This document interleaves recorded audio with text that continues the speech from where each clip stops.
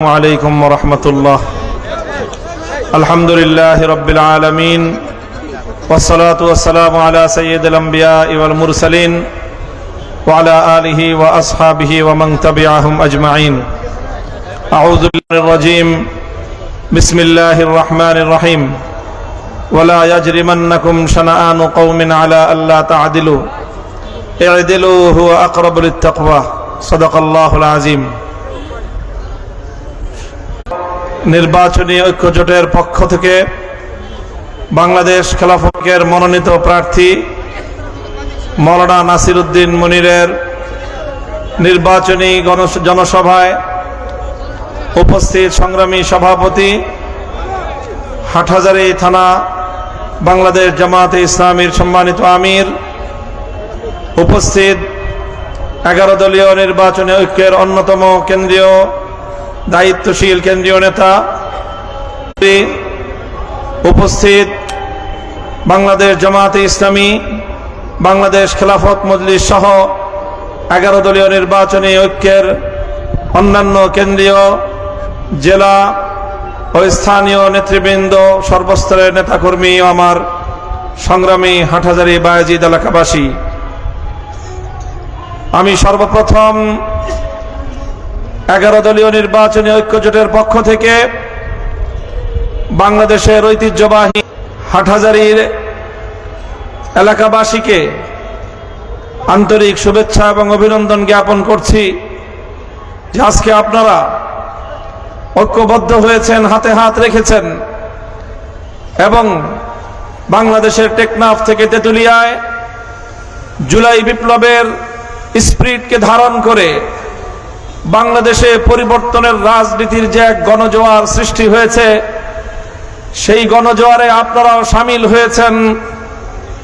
ইনশাআল্লাহ আগামী 12ই ফেব্রুয়ারি ইতিহাসের ঐতিহাসিক ব্যালট বিপ্লবের মধ্য দিয়ে জুলাই ব্যালট বিপ্লবের মাধ্যমে বাংলাদেশে বাস্তবায়িত হবে ইনশাআল্লাহ। সংগ্রামী সাথী ও বন্ধুগণ,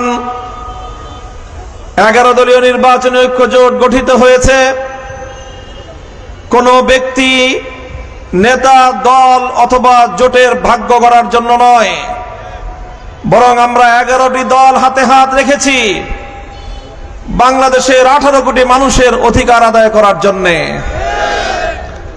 আমরা ঐতিহাসিকভাবে ইতিহাসের অন্যতম একটি বাক বদলের সময় অতিক্রম করছি আজকে বাংলাদেশে। আপনারা জানেন, বাংলাদেশের মানুষ অনেক ত্যাগ আর কোরবানির মাধ্যমে ব্রিটিশ বেনিয়ার আধিপত্যবাদী শক্তি, কলকাতার দাদাবাবুদের জমিদারি শক্তি, পশ্চিম পাকিস্তানের খান পাঠানদের আধিপত্যবাদী শক্তি, তিনটি বিদেশি শক্তির আধিপত্যের বিরুদ্ধে লড়াই করে এই বাংলার লাল সবুজের স্বাধীনতার পতাকা অর্জন করেছে। এদেশের মানুষের স্বপ্ন ছিল, বুক ভরা আশা ছিল, স্বাধীনতার পর এদেশের মানুষ অধিকার পাবে, তারা শোষিত হবে না, বঞ্চিত হবে না। কারণ আগে এদেশের মানুষ শাসিত হতো বিদেশি শাসকদের দ্বারা। 71-এর মুক্তিযুদ্ধের মাধ্যমে অর্জিত স্বাধীনতার পর বাংলাদেশের মানুষ মনে করেছিল এখন শাসন করবে আমাদের দেশি ভাইয়েরা, সুতরাং আর আমাদের বৈষম্যের শিকার হতে হবে না, আর আমাদের অধিকার নিয়ে চিৎকার করতে হবে না। কিন্তু প্রিয় দেশবাসী, আপনারা জানেন বিগত 54 বছরের বাংলার ইতিহাস কি বলে, এদেশের মানুষের অভিপ্রায়টা কি।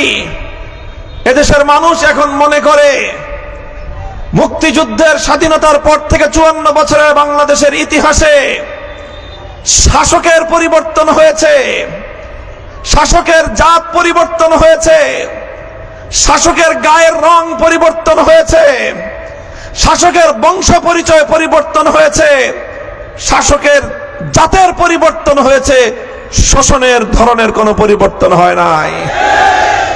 পার্থক্য এতটুকু হয়েছে আগে যারা শোষণ করত, লুটপাট করত, আমাদের দেশ থেকে সম্পদ লুটপাট করে তাদের দেশকে সমৃদ্ধ করত, স্বাধীনতার পর থেকে আমার দেশের শাসকরা আমার দেশের সম্পদ লুটপাট করে বিদেশে পাঠায়।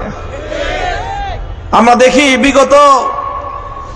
বিগত 15 বছরে 28 লক্ষ কোটি টাকা বাংলার মানুষের সম্পদকে পাচার করা হয়েছে। বাংলাদেশের 54 বছরের বঞ্চনার রাজনীতির সার কথা হলো এই, বাংলাদেশের রাজনীতির কাঁধে দুটি ভূত চেপে বসেছে। কয় ভূত? কয় ভূত? এক ভূতের নাম হলো গুন্ডামিয়ার সন্ত্রাসতন্ত্র, আর দ্বিতীয় নম্বর ভূতের নাম হলো লুটপাট আর দুর্নীতিতন্ত্র। এইভাবে ক্ষমতায় যাওয়ার আগে সন্ত্রাসী আর গুন্ডামির মাধ্যমে জনগণের ব্যালটের রায় ছিনতাই করে, আর এরপরে